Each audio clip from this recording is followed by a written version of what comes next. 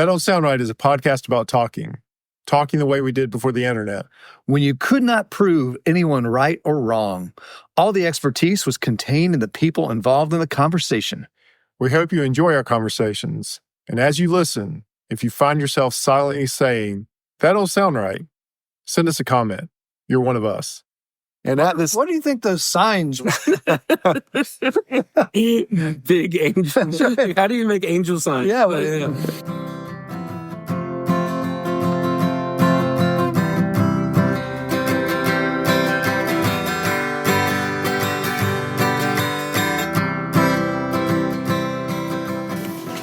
Welcome back to another episode of That Don't Sound Right, a podcast about talking. We're your co-hosts. I'm Peter Billman. I'm Cecil Davis. And we're just trying to have a conversation without Googling or fact-checking things online. Those things can so easily kill the conversation. And today we have a guest. We have the 1988 Kentucky State Wrestling Champion, 1991 the state of Georgia. State of Georgia, yeah. Wrestling champion, as well, a man of letters, our pastor, Giorgio Hyatt. Giorgio, welcome to the show. Thank you. Glad to be here. So we were talking about before. Wait a second. Yeah. More importantly, yeah, I have a role on this podcast. Yeah, you do. I am the merchandise tester. I am the merchandise tester. And you are decked out in our merchandise. I am today. And the reason I think I became the merchandise tester was because I bought the first t-shirt. And for a while, the only t-shirt. That's totally true. So I just want to know, forget the state championships, forget the man of letters. All right, yeah. Well, we've got some stats on our merchandise. Yeah, that's true. We usually around Christmas time, we'll sell a few more. That's right. I haven't looked at the stats at the store to see if the cash is rolling in. Yeah, most importantly, instead of the state champion merchandise. That is a reminder to everyone, if you're looking for that last minute Christmas gift, it probably won't arrive on time from our store, but it'll be overpriced. You can get it for New Year's Eve. Grossly overpriced and will not arrive on time. All right, as is our custom, you asked if we'd killed the conversation this week. I don't think I've killed a conversation this week by Googling. But it's easy to. It's easy to do. Yeah, I was in a conversation with my family today, and I was right, by the way. Yeah. And I was proved right by the Google search, but I was still mad that the conversation was killed. It was the end of that. Yeah, but I was glad to be right, of course. But of course. So, as is our tradition, for the Christmas episode, which this is, by the time you listen to this, it'll be a few days from Christmas. We take part of the Christmas story and approach it from a that don't sound right perspective. That's right. In fact, it'll air on the 21st. And just another fun fact about the 21st, it is the shortest day, the longest night of the year. But the good news is the next day, the days start getting longer. Speaking of days in December, happy birthday again. Happy birthday. Oh, yeah. Well, thank you. That was this past Monday. Was it as bad as you anticipated? Let's see. It was super cold. Yeah. It wasn't supposed to rain, but it did. It was very cloudy and dark. But all my family was there, and we ate cake and watched Gladiator and The Martian. So you watched Gladiator? Oh, yeah. Yeah. This is one of my favorite movies. Really? Yeah. And it's also to prep to go see Gladiator 2 in a theater near you. Mm-hmm. So this year we have Giorgio here to keep us straight, because usually halfway in the conversation we wonder if we've not strayed off into some, but he's here to keep us at least straight. This is we definitely need some theological guidance on this one. Now, I will say these are usually our most complimented in episodes. Oh, cool. We usually get comments on this, but we're going to talk tonight from the Gospel of Luke. If you're not familiar with the Bible, Matthew, Mark, Luke, John. Old Testament, New Testament. Old Testament, New Testament. These are the first 4 books of the New Testament. Right. Okay. So we're going to talk about a guy named Zechariah. But just a little quick background, if you haven't listened to our podcast before, also, is that there's things about the Christian faith that just don't sound right. Amen. Right. There's some miracles that happen. There are some ways that God accepts us for who we are, and they just don't sound right. And there are we're going to talk about some miracles that happen as a result or leading up to the Christmas story here. We always say, we believe this. That's right.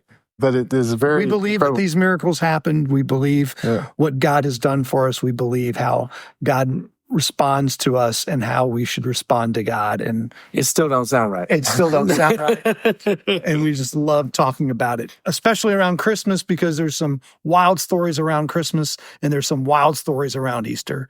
So what's our wild story for Christmas this year, Cecil? So tonight, we're going to talk about Zechariah. And so Zechariah was a priest, and he had a wife named Elizabeth. So Zechariah was in the priestly line, and I guess they were serving in the temple of the Herod built, right, in Jerusalem. They're in Jerusalem. There's a rotation that happened. Yeah. So the Solomon temple that everybody thought was so glorious had been destroyed by this point, and it had been rebuilt. And this temple had been rebuilt by Herod. So Zechariah's division of priests was up for his term of service in the temple. That's the scene. So Zechariah is in Jerusalem serving as a priest. Which is not where he lives. Elizabeth's back home, I'm assuming. Yes, that's right. She's in Hebron or whatever. So he's gone to Jerusalem and to do his duty. Yeah, that's right. Do we have any idea how long this lasts? Typically, I think they said it was like 2 weeks. Okay, so I read through a sermon I did on this not too long ago, and I was like, okay, so how does this work?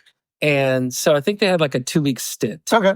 But this is like a really important time because it's what the sacrificial system is working. And his little division's job was to be the incense bearers. So the incense flamers, I don't know what you call it. They burn the incense. Right. And the interesting thing about that is that it like starts the morning and ends the evening. So it's like the signal that it's time for prayer, it's time for the sacrificial burning of the animals. So when you smell the incense, you know it's time. You know it's time. It also covers up the stench of burning animal flesh. Right. So that's a part of it. But yes, so that was kind of the signal to make sure you're gathered and ready to go. So is he in there?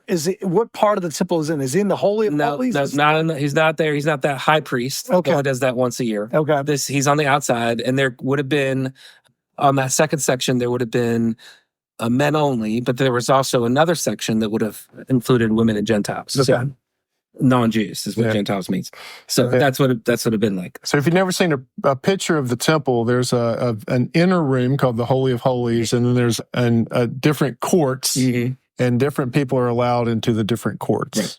So he's up there close to, not into the ultimate Holy of Holies, but he is right up next to it. Okay. Doing this. By the way, I did not Google exactly what it is, so I could be misremembering. So if we have any New Testament scholars, they're like, or Old Testament scholars, actually, I may be wrong on that. Now, is he the guy with the bells? Would he be wearing bells? I don't know, because he's not the high priest. He's only the high priest. He's a JV priest. Okay. And like, seriously, there is like literature about, there could be, if you know, Elizabeth comes from the line of Aaron, the line of priests. Right. So his wife is, and then he comes from his own tradition. But there, at that time, could have been up to 1,000 priests. Oh, wow. And so that rotation means that it's a really big deal to be able, because you could have been a priest your whole life. Wow. And never have had that duty within that division to do it. If you're the high priest, you had your once a year, you knew your gig and other things too. But like, this is a big deal. Like, they were celebrating when he left to go do those. Yeah. It's like, this is awesome. It's an honor to the community. This is happening. So his division's there in Jerusalem, and they cast lots, which is similar to throwing dice, I would say, right? Yes, absolutely. Yeah. To decide who was going in to light the incense that day. And it falls on Zechariah. Yep. All right, so that's where we're going to pick up the story in Luke. And so again, we've said this before. If you ever open a Bible, it's really arranged well. Chapter 1, and then they have all the verses numbered. So we're picking up where Zechariah is going into the temple, and this is in verse 10. It says, the whole multitude of the people were praying outside at the hour of incense. So he's gone in to burn the incense. That's right. And there appeared to him an angel of the Lord standing on the right side of this altar of incense. So there's an altar there, I guess it's fairly big, where they're burning all this sweet-smelling stuff. And Zechariah was troubled when he saw him, because there's not supposed to be anybody there with him, and fell upon him. But the angel said to him, do not be afraid, Zechariah, for your prayer has been heard, and your wife Elizabeth will bear you a son, and you shall call his name John. and you will have joy and gladness, and many will rejoice at his birth, for he will be great before the Lord. And he must not drink wine or strong drink, and he will be filled with the Holy Spirit, even from his mother's womb. And he will turn many of the children of Israel to the Lord their God, and he will go before them in spirit and power of Elijah, to turn the hearts of the fathers to the children, and the disobedient to the wisdom of the just, and to make ready for the Lord a people prepared. All right. So this hasn't even gotten to the part that I don't sound right yet, but an angel appears to him inside the temple. That's correct. And nobody can see this. No, it's yeah. So now I'm wondering if he was in like maybe there's the court right or a something right outside of the Holy Holies that he would have entered into, not quite the curtain, which is another big deal. But anyway, so it's not, people aren't watching him do this. Right. Yeah. So this happens. Here's the other thing you got to know about this story, different than the other three gospel writers, is that Luke was a doctor and he had, let's just say, either engineering-like or pharmacist-like precision in how he did his research. It's like, well, no, I want my pharmacist to actually have more precision than my engineer. And so he starts the whole thing off, which is the first 5 or 6 verses before we even started reading, that like I'm just going to document what I've heard by eyewitnesses and things like that. So the angel, this is the one of the miraculous parts. The angel comes in and basically says to Zechariah and for Elizabeth that you're actually going to have a son, which is the important part of that is that they had never been able to conceive. Yeah. Mm-hmm. And they're old. Which we'll find out a little bit later in the story. It gets, So that's what's promised to him as we start. So Zechariah says to the angel. Oh, wait, the strong drink thing. Yeah. Oh, super important. Yeah. This is echoing because he echoes Elijah, which is a prophet who was full of power and full of the Spirit, and that he's also with this non-strong drink thing is actually basically asking John or Zechariah to teach John to have a Nazirite vow, which if you've ever heard of Samson, he was not able to have strong drink or wine, and he wasn't able to put a razor. He had to grow his hair out, all that kind of stuff. The Samson and Delilah story, all that stuff. So the what you're feeling in this moment in the story is the epic nature of this random priest, and I say random because it's literally lots, random priest who gets this opportunity, and yet all for a very important part of what it means to be a priest. And you start to get this whole thing of like all of Old Testament history seems to be orienting in this direction. Right. So that's right. To pick back up with the story, so Zechariah is in this area of the temple with the angel.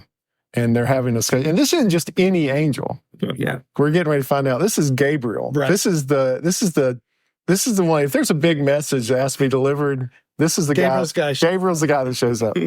And generally throughout Scripture, fear of the angels is usually written down. Yeah. And the angel usually says, don't be afraid. They always have to say, don't be afraid. Because they not must be the cherubim of Michelangelo or Raphael or anything like that. They're not pudgy babies with wings. These are like terrifying creatures in the Bible. So Zechariah says to the angel, how shall I know this? So he's saying, how shall I know that we're going to have a son? For I am an old man and my wife is advanced in years, which is just a nicer way for Zechariah to say that she's just as old as he is. It is. Actually, it's really kind how it's very kind. Yeah, he says, I'm old. I don't think that would work for us. I don't think that, yeah. I don't think it could. And the angel answered him, and this is the part I love. I am Gabriel, who stands in the presence of God, and I was sent to speak to you and to bring you. It's almost to me like he's saying, come on, man. Your angel just told you. Do you know who you're talking to?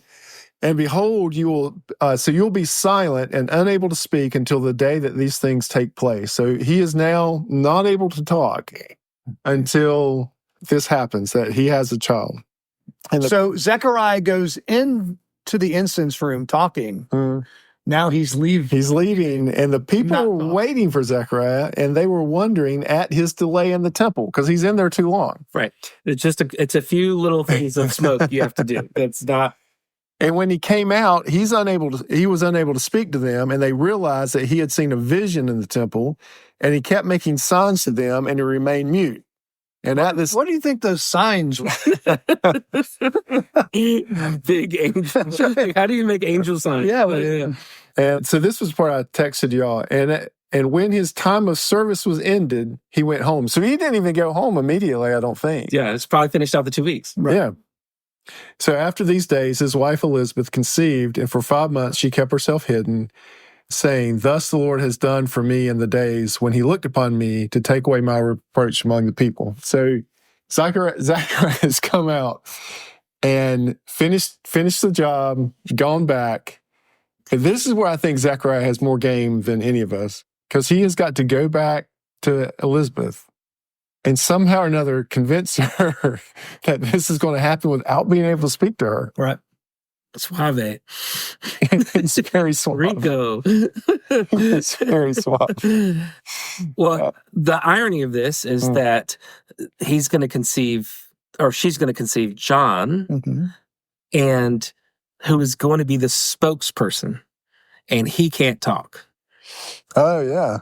It's a beautiful, both literary and reality kind of irony that all this is. And then he's going home to where they can't wait to hear the story. Oh yeah, of serving at the temple. Serving at the temple in this incredibly high honor.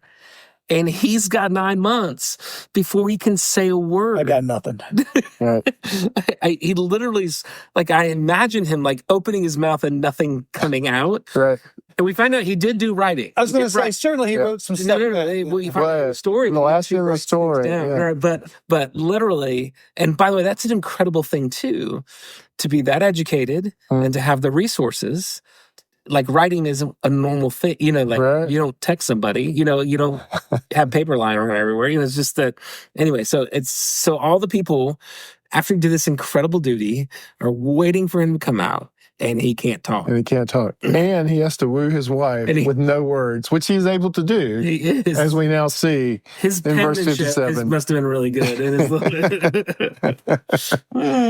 So the time came for Elizabeth to give birth, and she bore a son.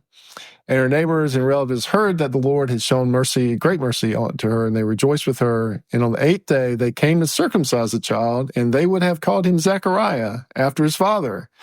But his mother answered, "No, he shall be called John." So I guess he must have written that down somewhere. He must have written them. Mm-hmm. And they said to her, "None of your relatives is called by this name." Right. And they made signs to his father, inquiring what he wanted him to be called. And he asked for a writing tablet and wrote, "His name is John." And they all wondered. And immediately his mouth was open and his tongue was loosed, and he spoke, blessing God. So time of silence is over. But not until after he still has to write John out. He can't even speak at that point. He had to write that down.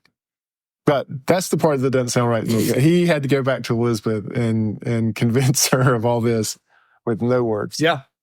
And this is not what we would consider like Mary, where the consummation wasn't physical. This was a physical consummation. Right. So the convincing is super interesting. About how that works when you can't speak. I have trouble when I can't speak.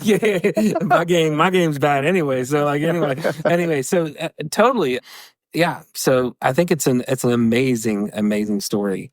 I think the middle part though is super important, because that's when Mary comes to, so Mary, mother of Jesus, is related to Elizabeth, and she comes in pregnant as well with the other, 2 years ago, that sounds all right, maybe, on Christmas. Also Gabriel coming to speak to Mary. Mary, Gabe showed up twice in this, so it's all happening and we skip that part. But when that happens, this John in utero jumps, leaps in the womb of Elizabeth when Jesus shows up. Yeah. And that's where, if you grow up in the Catholic tradition, you've heard of Hail Mary, blessed art thou amongst women, and the fruit of thy womb. And that's actually Elizabeth's language to Mary.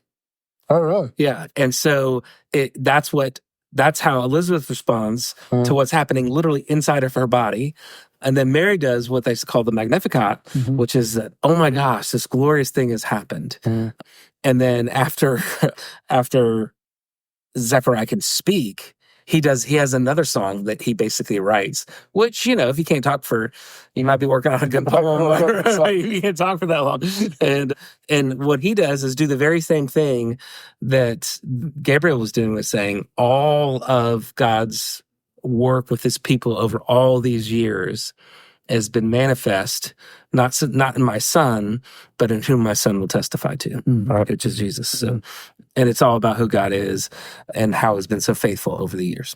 Yeah, this is a great story. It's a great story. And I think it don't sound right. And I think Zechariah gets overlooked a little bit.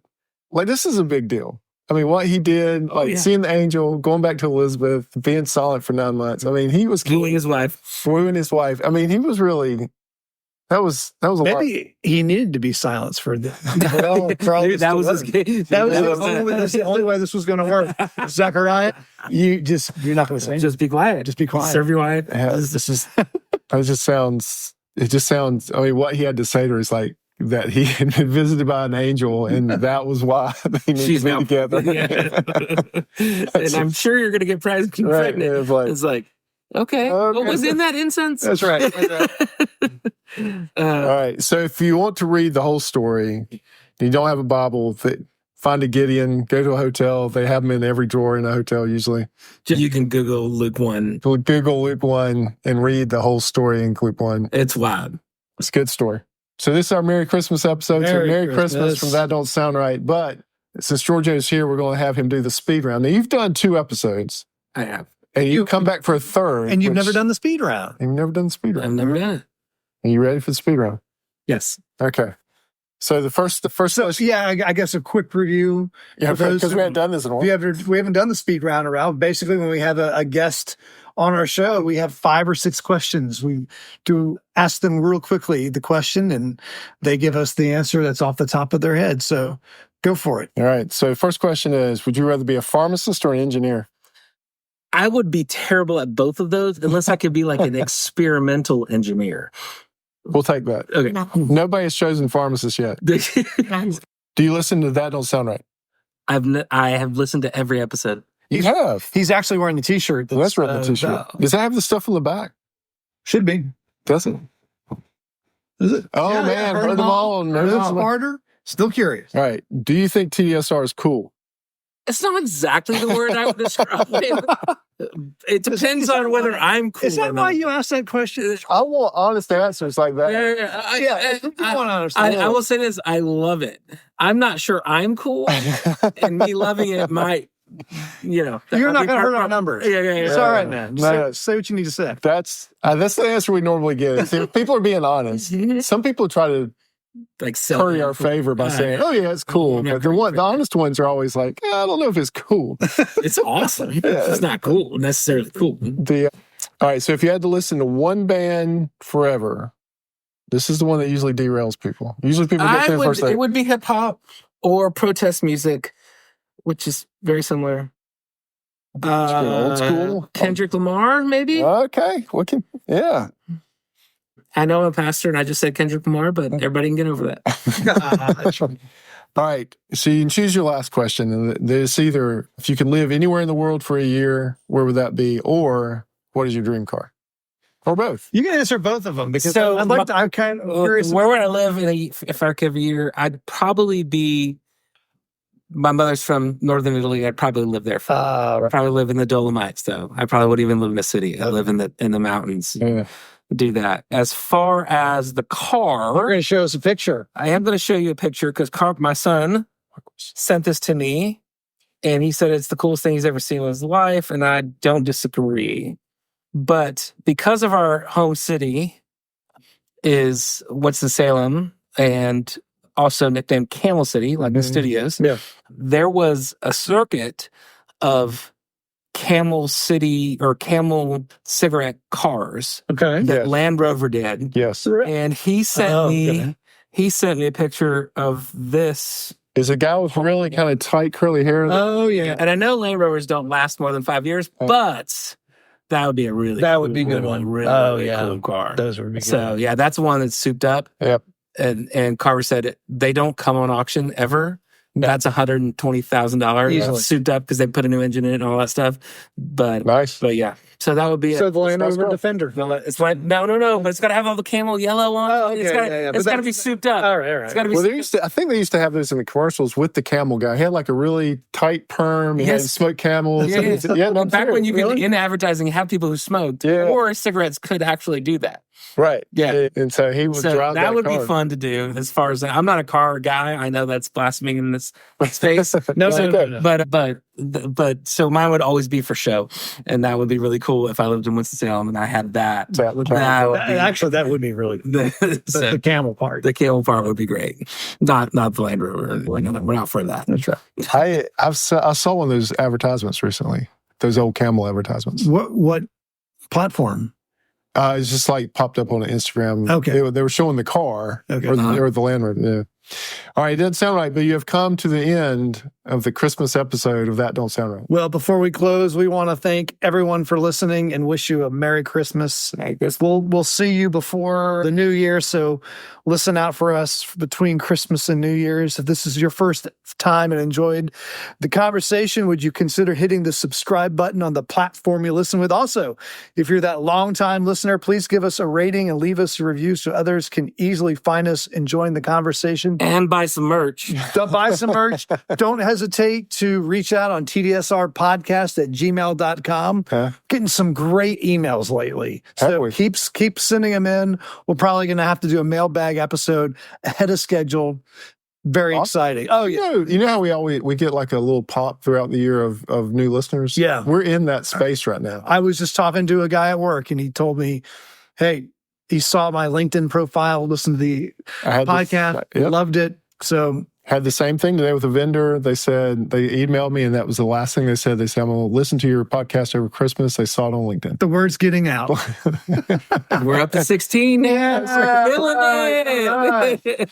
right. That Don't Sound Right is a production of TDSR Podcast in conjunction with Camel City Studios. I am your co-host and sound engineer. Peter is your other host and web designer. Camille is your barista. Emily does your graphic design. Ella is your Instagram.